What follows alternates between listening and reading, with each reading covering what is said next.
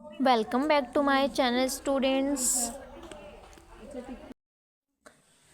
Hello दोस्तों, आज मैं आप लोगों के लिए हिंदी के कुछ इम्पॉर्टेंट टॉपिक्स लेके आई हूँ। जैसे कि जो एग्ज़ाम्स में छोटे छोटे नंबर्स से आप लोगों को एक्स्ट्रा मार्क्स दिलवाते हैं, वैसे क्वेश्चंस आते हैं समास, संधि, इन सब से रिलेटेड। तो आज मैं आप लोगों को हिंदी में समास के बारे में बताऊँगी। समास क्या होता है, इसके कितने प्रकार होते हैं, इसके एग्जाम्पल क्या होते हैं।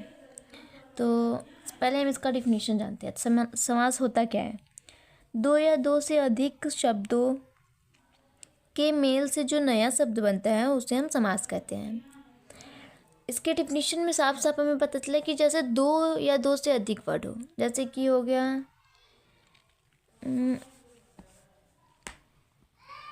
अनु प्लस हो गया दीन इक्वल टू अनुदीनम। तो जैसे ये हो गया दो या दो शब्द हो गए यहाँ पे, अनु प्लस दीनम। दोनों शब्द के मेल से जो नया शब्द उत्पन्न हो रहा है उसे हम कहते हैं समास। ये हमारा समास है, ठीक है। अब समास कितने प्रकार के होते हैं? समास मुख्यतः 6 प्रकार के होते हैं। अव्ययी भाव समास, तत्पुरुष समास, कर्मधारय समास, द्विगु समास, द्वंद्व समास और बहुब्रीहि समास। 6 प्रकार के होते हैं मेनली, इसको हम जानेंगे। अब हम जानेंगे अव्ययी भाव समास क्या होता है।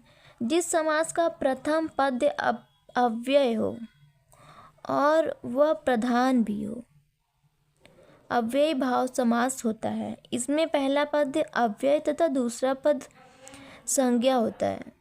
समस्त पद अव्यय हो जाता है। अब हम इसका एग्जाम्पल देखते हैं। जैसे हो गया अनुदीनम, जैसे इसका पहला पद क्या है? अव्यय है, या तो इसको हम कह देंगे ये प्रधान है, यही हमारा मेन है, ठीक है। और ये उसके बाद जो वर्ड आते हैं, जो दूसरा वर्ड होता है वो एक नाउन होता है, ठीक है। इन दोनों को मिला देने से एक समास मतलब एक वर्ड बन जाता है, उसे हम कहते हैं अव्ययी भाव समास। और जो वो वर्ड बनता है वो पूरा अव्यय हो जाता है। ये पहले तो ये अव्यय रहता है और ये संज्ञा रहता है, फिर जब दोनों मिल जाते हैं तो ये पूरा वर्ड अव्यय हो जाता है। जैसे अनुदीनम, इसका समास विग्रह करेंगे तो इसका मतलब होता है दीनस से पश्चात, मतलब दीन के पहले। अनुदीनम, दीन के पश्चात। अब ऐसे ही हो गया यहाँ पे प्रति, ये हो गया प्रति प्लस में यहाँ पे हो गया दीनम। ये जो दीनम है ये एक नाउन है और ये जो प्रति है ये एक अव्यय है। यही मेन है, अगर ये नहीं रहता तो कुछ और बन जाता है। ये मतलब प्रधान है ये वर्ड में, ठीक है। इसका और एग्जांपल देख लेते हैं। जैसे उपगम, उपतटम, सहरी, ये स अलग हो जाएगा, हरी अलग हो जाएगा, इन दोनों को मिलाने पर स इसका मेन है। और फिर यहाँ पे हो गया प्रत्यक्ष, अनुरूपम, प्रत्येक। अब हम जानेंगे कर्मधारय समास क्या होता है। कर्मधारय समास ये दूसरा टाइप है समास का। जिस समास में पहला पद विशेषण होता है तथा दूसरा पद विशेष्य होता है वहाँ कर्मधारय समास होता है। अभी ये तो मतलब बहुत ही सिंपल है। ऐसा समास जिसका पहला पद जो हो वो विशेषण हो, मतलब किसी भी चीज़ की विशेषता बताता हो, ठीक है, और दूसरा पद विशेष्य हो, वहाँ कर्मधारय समास होता है।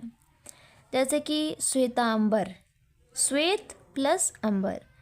श्वेत क्या हो गया? वो उसका बता रहा है कि वो सफ़ेद है, काला है, नीला है, मतलब उसकी विशेषता क्या है वो बता रहे हैं ना। तो यहाँ पे हो जाएगा ये, उसका हो जाएगा सफ़ेद, और आंबर का मतलब कपड़ा, तो सफ़ेद वस्त्र। दूसरा पद क्या होता है? विशेष्य होता है, मतलब जिसकी विशेषता बताई जाए वो विशेष्य हो गया, और जो विशेषता बताई जा रही है वो विशेषण हो गया। इन दोनों को मिला के, श्वेतांबर को मिला के श्वेत अंबर, सफ़ेद वस्त्र धारण करने वाला, मतलब कि क्या, श्वेतांबर हो गया। इसी तरह से घनश्याम, घन क्या है? विशेषण, और श्याम क्या है, विशेष्य। ये हो गया घनश्याम। पुरुष व्याघ्र, सज्जन, कुपुत्र, कुपुत्र। कैसा पुत्र है, कुपुत्र है, मतलब कुपुत्र। एक होता है सुपुत्र, एक होता है कुपुत्र। रक्त वस्त्रम, विद्या धनम, विद्या धनम, विद्या धन रूपी, विद्या रूपी धन। महात्मा, महा आत्मा, मतलब महान आत्मा। अब हम जानते हैं कि संधि। पहले तो हम आप लोगों को ये बताते हैं कि संधि और समास में अंतर क्या होता है।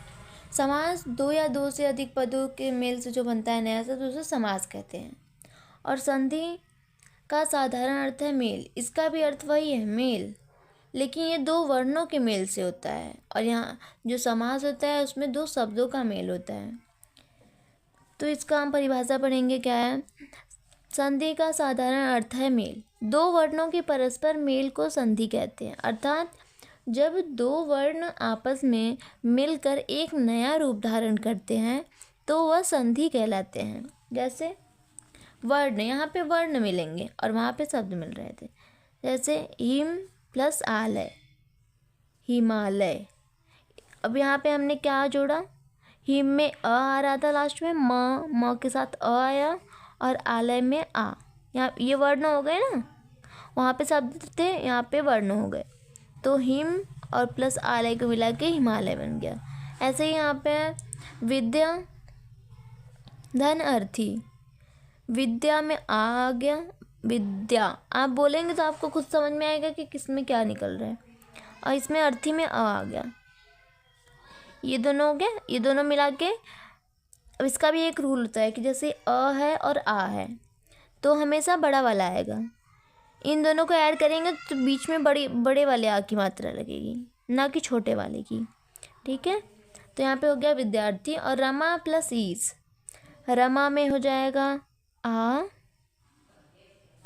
और ईश में हो जाएगा बड़ी ईश। तो इन दोनों में बड़ा कौन है, बड़ी ही बड़ा रहेगा हमेशा, क्योंकि वो बड़ी ही है, इसका नाम ही बड़ी ही है।